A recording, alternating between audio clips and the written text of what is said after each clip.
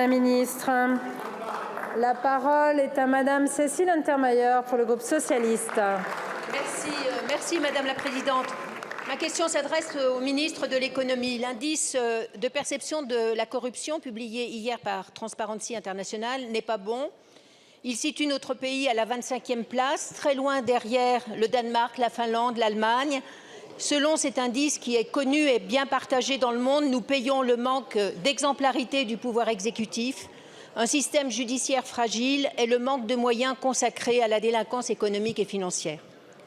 Sur le premier point, convenons que les derniers signaux envoyés sont mauvais et aggravés par la nomination de ministres qui n'emportent pas tous la confiance et le silence sur la proposition réitérée de l'Observatoire de l'éthique publique de nommer un déontologue au gouvernement comme partout ailleurs. Sur le dernier point, c'est le développement massif du narcotrafic dans l'économie qui nous préoccupe. Un développement qui trouve, nous le savons tous, son terreau dans une corruption sans limite.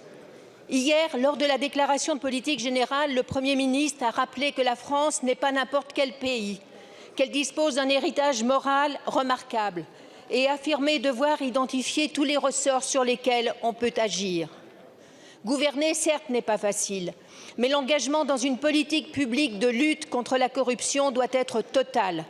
Elle doit nous rassembler et être débattue ici, en séance publique.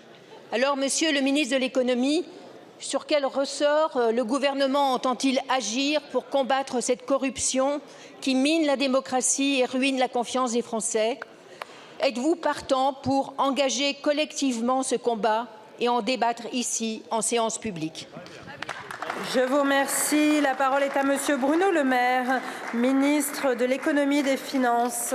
Merci Madame la Présidente, Mesdames et Messieurs les députés. Madame la députée, nous sommes évidemment ouverts à avoir un débat sur ce sujet. Je partage totalement votre préoccupation et notre ambition avec le Premier ministre, le Président de la République, l'ensemble de la majorité, de lutter avec encore plus de fermeté contre la corruption. Le classement que vous mentionnez nous fait gagner une place. Ce n'est pas beaucoup, mais au moins ça va dans la bonne direction. Si nous voulons continuer à progresser, et une fois encore je partage totalement votre ambition, un pays comme la France, le pays des droits de l'homme, de la République, doit être exemplaire en matière de lutte contre la corruption, du trafic d'influence, des conflits d'intérêts dans le secteur public comme dans le secteur privé. Nous avons des instruments qui sont efficaces pour le public, la haute autorité pour la transparence de la vie publique. Nous avons l'agence de lutte anticorruption qui a été créée il y a quelques années, qui est extrêmement efficace et qui fait un bon travail. Et nous voulons, avec le garde des Sceaux, aller plus loin dans les mois qui viennent, puisque le Président de la République et le Premier ministre nous ont demandé de travailler à un nouveau plan contre la corruption sur lequel nous sommes prêts à travailler avec l'ensemble des parlementaires qui sont présents. Je rappelle au passage, le ministre de la Justice le sait bien, que nous avons augmenté de 60% les moyens de la justice depuis 2017. Donc nous avons fait le maximum pour nous donner les moyens de lutter contre la corruption et être exemplaires dans ce domaine. Enfin, un tout dernier mot dans la référence que vous faites à ce rapport. Je rappelle juste un point qui me paraît très important. La lutte contre la corruption ne doit pas se faire au détriment de la présomption d'innocence, qui est un principe cardinal de notre justice et de notre droit.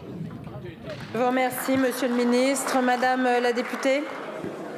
Bon, j'entends vos propos rassurants, Monsieur le ministre, et je vous remercie, mais je pense quand même que la bonne direction serait de poser le débat de la Cour de justice de la République, comme l'avait annoncé le Président de la République. Il serait aussi de poser le débat sur le renouvellement d'anticorps qui, d'après même les magistrats, est un outil utile à la justice et à la lutte contre la corruption. Je vous remercie.